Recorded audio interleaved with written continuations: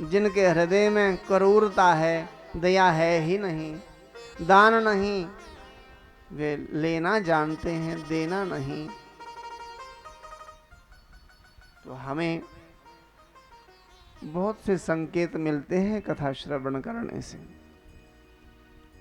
देवऋषि नारद जी तीर्थाटन करते हुए आश्रमों में भी गए हैं,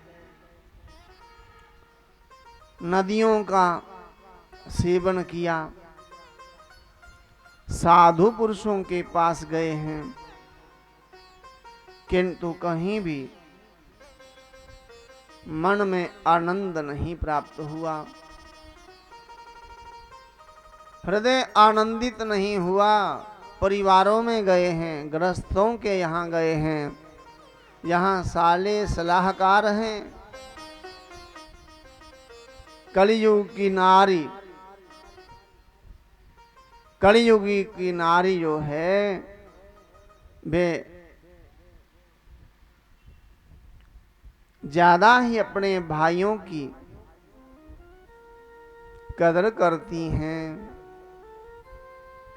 पति का चाहे अपमान हो जाए, अन्न बाजारों में बिक रहा है, ऐसा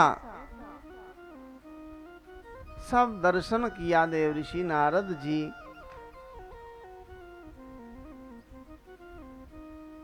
उदास मन से श्रीधाम वृंदावन में आए हैं।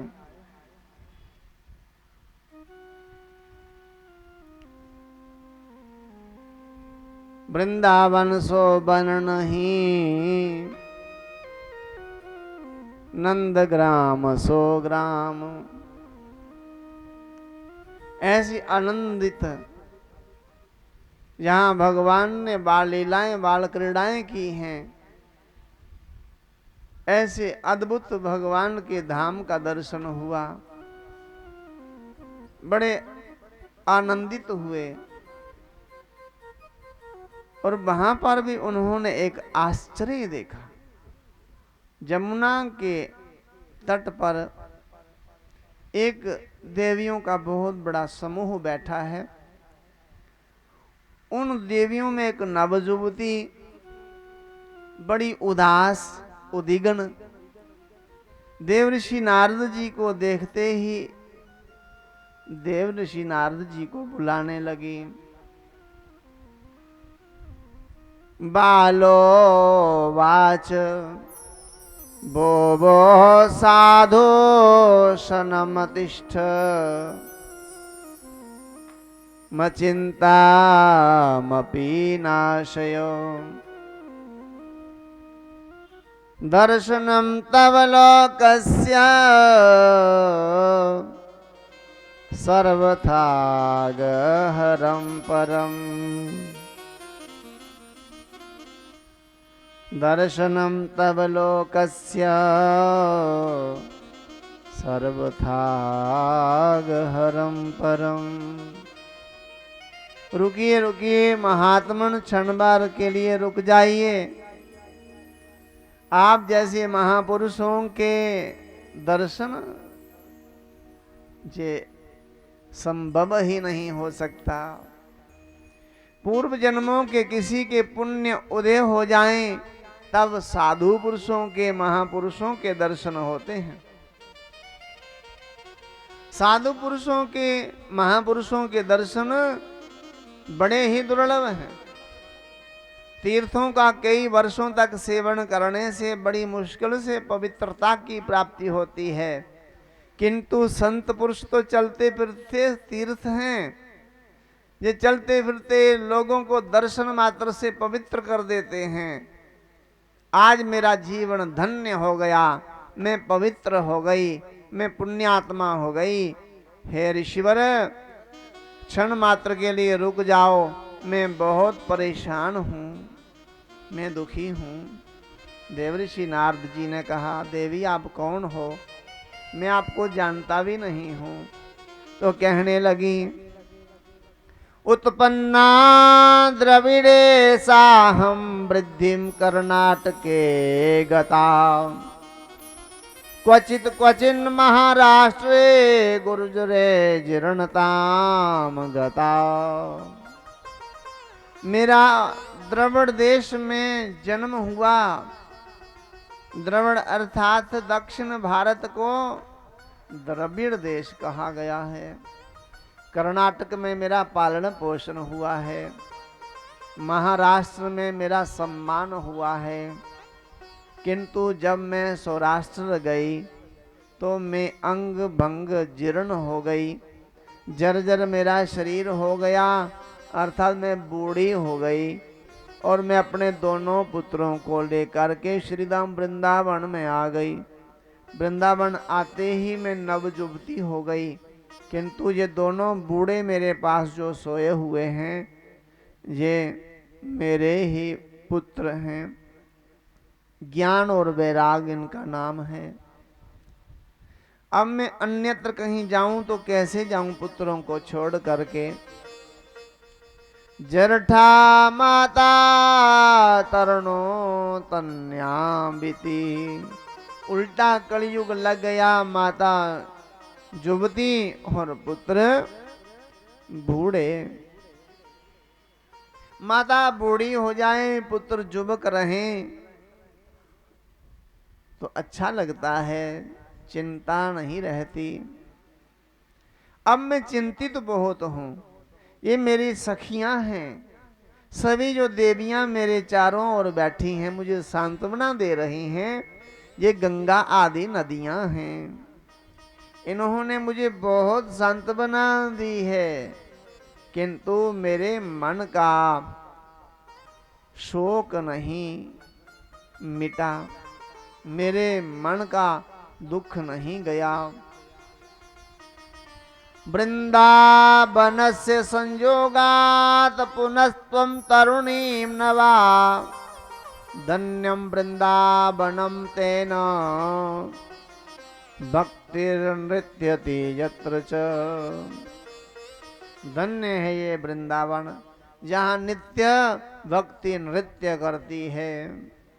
आज भक्ति ही उदास हो गई, क्योंकि ज्ञान वैराग के बिना भक्ति की शोभा नहीं है। देव ऋषि नारद जी ने कहा, चिंता छोड़ दो देवी, आप तो भगवान को बड़ी प्रिय हो।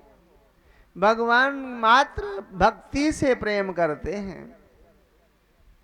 भक्ति से भगवान प्रेम करते हैं, स्नेह करते हैं। आप भगवान की प्रियतात्मा हो, इसलिए मैं कोई ना कोई उपाय करता हूं। अनेक उपाय किए हैं, किंतु कोई भी उपाय सफल नहीं हुआ देव ऋषि नारद जी का। अंततो गत्वा देव ऋषि नारद जी उदास मन से भ्रमण को निकल गए। चलते चलते विशालापुरी में पहुंचे, बद्रीनाथ धाम में, जहां सनकादिक ऋषि सत्संग के लिए वहां आते हैं। और उदास मन देव ऋषि नारद जी को देख के पुकारते हैं, हे देव ऋषि नारद रुकिए, क्षण मात्र के लिए रुक जाओ, बड़े उदास लग रहे हो। साधु होकर भी उदास, कारण क्या है? तो देव ऋषि नारद जी ने कहा कि मुझे अपनी तो कोई फिक्र चिंता नहीं है, किंतु मैंने भक्ति को बड़ा दुखी देखा है। उनके पुत्र बड़े वृद्ध हो गए हैं।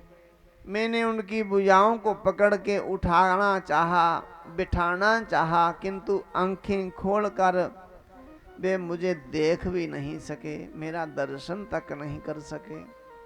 मैंने जोर जोर से पुकारा, ओ ज्ञान, ओ वैराग, उठो जगो, किंतु जगे ही नहीं। अनेक मैंने उपाय किए, किंतु मेरा कोई उपाय सफल नहीं हुआ। तो अंत में मैं आपकी यहाँ शरण में आता हूँ।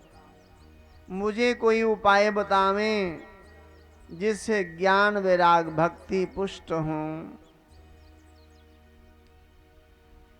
सनकादिकों ने कहा देवऋषि नारद जी से, आप श्रीमद् भागवत महापुराण की कथा कराएं, जिससे ज्ञान वैराग भक्ति तीनों पुष्ट हो जाएंगे। श्रीमद् भागवतम श्राव्यम शोक दुख विनाशनम। सारे वेद शास्त्रों का ये सार है। वेदोपनिषदाम सारा जाता भागवती कथा। अत्युत्तमा ततो भाति पृथक भूता फलाकृति। सारे वेद शास्त्र पुराणों का ये सार है। इस कथा को श्रवण करो।